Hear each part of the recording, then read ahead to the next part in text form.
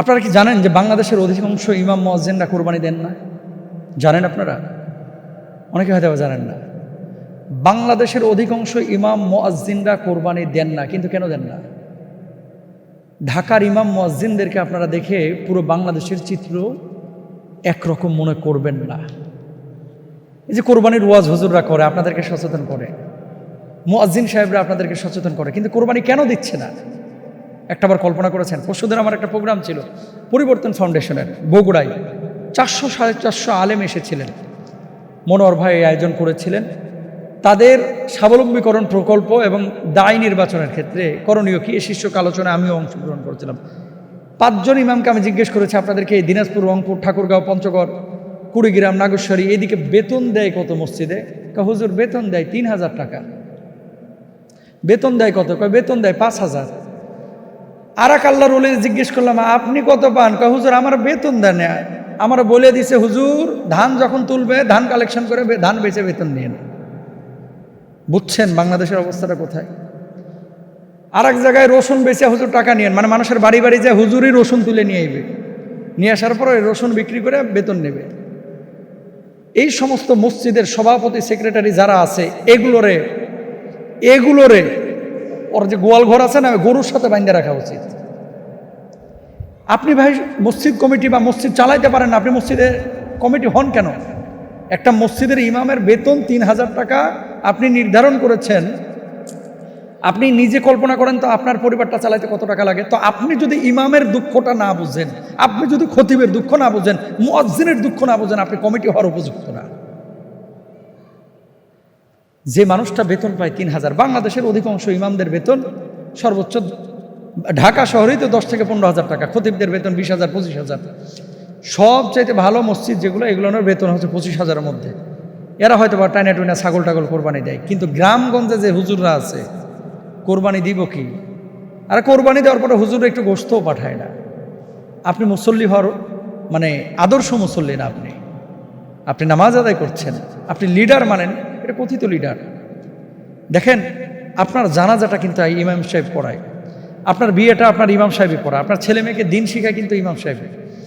এলাকায় বিশাল একটা কর্মযজ্ঞের আঞ্জাম কিন্তু ইমাম সাহেবরা দেয়, মুয়াজ্জিনরা দেয়।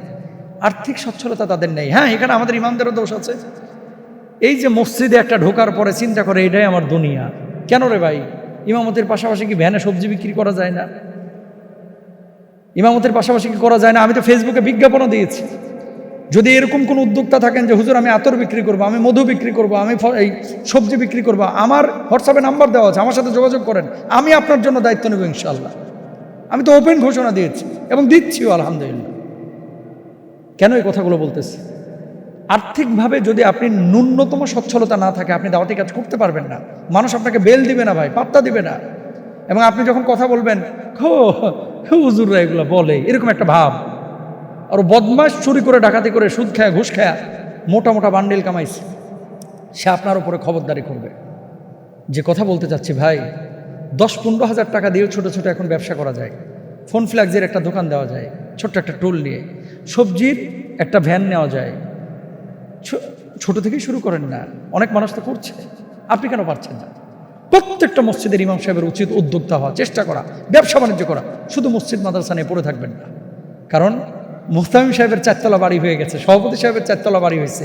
আপনার ঘরের যে টিনের, এই ফুটা টিনের পানি সামলাইতে আপনার বউয়ের শাড়ি ভিজে যাচ্ছে, এটা নিয়ে কিন্তু অনেক কমিটির কোনো ফিকির নাই। তাহলে নিজের ফিকির নিজেরই করতে হবে, নিজের ভালো থাকাটা নিজেকেই সিদ্ধান্ত নিতে হবে।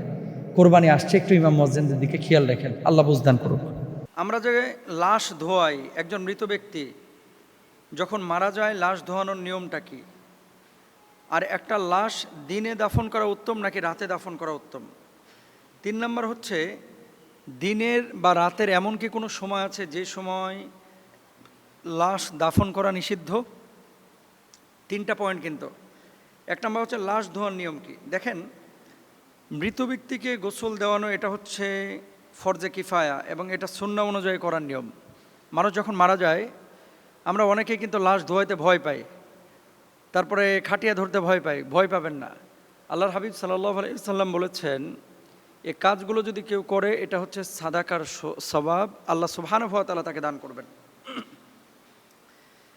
তো 1 নম্বর, যখন লাশটাকে আপনি রাখবেন একটা শক্ত স্থানে, সেটা খাটিয়ার উপরে হোক অথবা চকির উপরে হোক অথবা কোনো কাঠের টুকরার উপরে হোক, লাশটাকে রেখে চারিদিক আপনি পর্দা দিয়ে ঘিরে দিবেন। এখন কি পর্দা? পর্দাটা হবে মশারির মতো, মানে বাইরে থেকে যেন দেখা না যায়, চতুর্দিক ঘেরা থাকবে এবং এই ঘেরা জায়গার উপরে আপনি লাশটাকে রাখবেন। তারপরে ঘেরা জায়গার উপরে বলতে ঘেরা জায়গার মধ্যে আর কি। 2 নম্বর, পরিষ্কারকরণ। পেটটাকে প্রথমত আলতো করে আপনি চাপ দিবেন। পেটটাকে আলতো করে যখন চাপ দিবেন, তার মলমূত্র পেটের মধ্যে থাকলে অনেক সময় সেটা বের হয়ে যায়। একটা টিস্যু অথবা কাপড় দিয়ে এই মলমূত্র লজ্জাস্থান থেকে মুছে ফেলবেন। এরপরে জীবন্ত মানুষ যেভাবে অজু করে সেভাবে ওই লাশকে আপনারা অজু করানোর চেষ্টা করবেন। এখন লাশ অজু করাবেন কিভাবে? জীবন্ত মানুষকে সেনা অজু করানো যায়, লাশকে আপনি অজু করাবেন কিভাবে? তার মুখের মধ্যে আপনি তো পানি দিতে পারবেন না, তাহলে কি করতে হবে?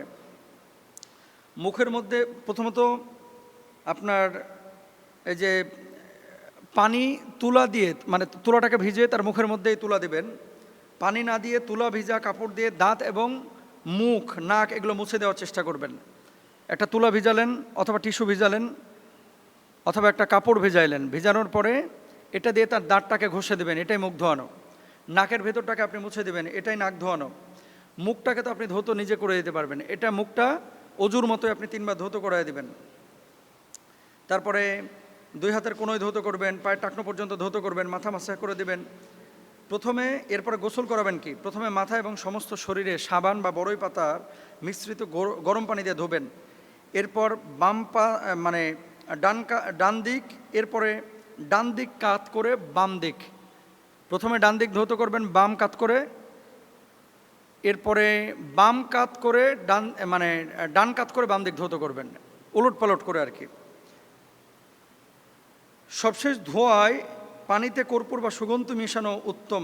মানে যখন আপনি সবশেষ এই লাশটাকে ধৌত করবেন, তখন কর্পূর অথবা সুগন্ধি মিশ্রিত কোনো পানি দিয়ে এটাকে ধৌত করার চেষ্টা করবেন। 6 নম্বর, আপনি যে কাজটা করবেন, লাশ ধোয়ানো হয়ে গেল, এবার লাশটাকে শুকনো কাপড় দিয়ে মুছে ফেলবেন। তারপর আপনি কাফন পরায় দেবেন। ছেলেদের জন্য 3 টুকরা, মেয়েদের জন্য হচ্ছে 5 টুকরা, যেহেতু মেয়েদের শারীরিক অবকাঠামোতে পরিবর্তন দেখা যায়। এখন আসেন, দিনে দাফন করা উত্তম নাকি রাতে দাফন করা উত্তম? দিনে এবং রাত্রে যে সময়ে মানুষ মারা যায়, যে কোনো সময় আপনি জানাজা করতে পারেন, যে কোনো সময় আপনি লাশ দাফন কাফন করতে পারেন। আপনাকে আমি একটা বিষয় বলে রাখি, দাফন কোনো সময় নিষিদ্ধ হতে পারে, এবং সে সময়গুলো কোন সময় দেখেন। নামাজ পড়া নিষিদ্ধ কখন? যখন সূর্য উদয় হয়। নামাজ পড়া নিষিদ্ধ কখন? যখন সূর্য অস্তমিত যায়। 3টি সময় দাফন এবং জানাজার নামাজ পড়া নিষিদ্ধ। যদি লাশ নষ্ট হয়ে যাওয়ার আশঙ্কা থাকে, লাশ এমন সময় পেয়েছেন দেখছেন লাশটা পচে গেছে, তাহলে এই 3 সময়ে আপনি লাশ দাফন করতে পারবেন। নাম্বার 1, সূর্য যখন উঠে, যতক্ষণ পুরোপুরি সূর্য উঠে না যায় সেই সময় লাশ দাফন করা নিষেধ।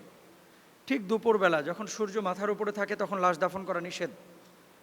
3 নম্বর, সূর্য যখন অস্তমিত হয় তখন লাশ দাফন করা নিষেধ। এখন এই সময়গুলোতে যদি লাশটা পচে যাওয়ার সম্ভাবনা থাকে, তাহলে আপনি সেই সময়েও লাশ দাফন করতে পারেন, কোনো সন্দেহ নাই। তাহলে দিনে বা রাত্রে এমন কোনো সময় আছে কি যে সময়টা লাশ দাফন করা উত্তম? যে মোহতারাম, দিনে লাশ দাফন করবো না রাতে? দিনে হচ্ছে লাশ দাফন করা উত্তম, কারণ এই সময় জানা যায় মানুষ বেশি আসে, দাফন কাফনও মানুষ বেশি অংশগ্রহণ করে। আল্লাহ তাআলা আমাদেরকে বোঝার তৌফিক দান করুন।